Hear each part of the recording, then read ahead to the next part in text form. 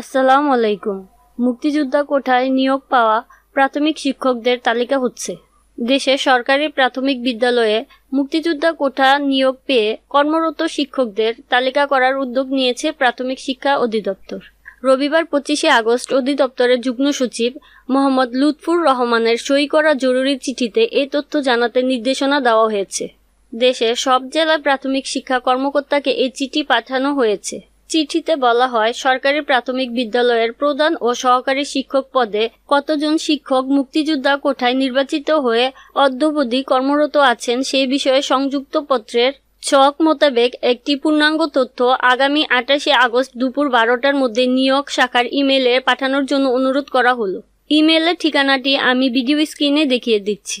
এই ঠিকানায় এক্সেল ফরম্যাটে সফট কপি ও পিডিএফ কপি ইমেল করার নির্দেশ দেওয়া হয়েছে।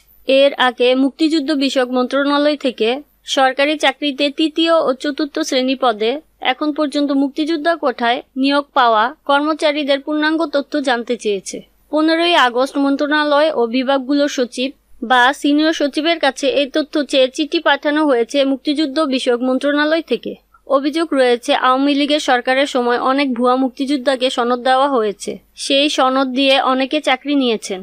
অন্তর্বর্তী সরকারের মুক্তিযোদ্ধা বিষয়ক মন্ত্রণালয়ের উপদেষ্টা ফারুক আজম বীর প্রতীক বলেছেন, যারা ভুয়া সার্টিফিকেট দিয়ে ক্ষমতা দেখিয়ে কোটা সুবিধা নিয়ে চাকরি নিয়েছে তাদের বের করে চাকরি বাতিল করা হবে।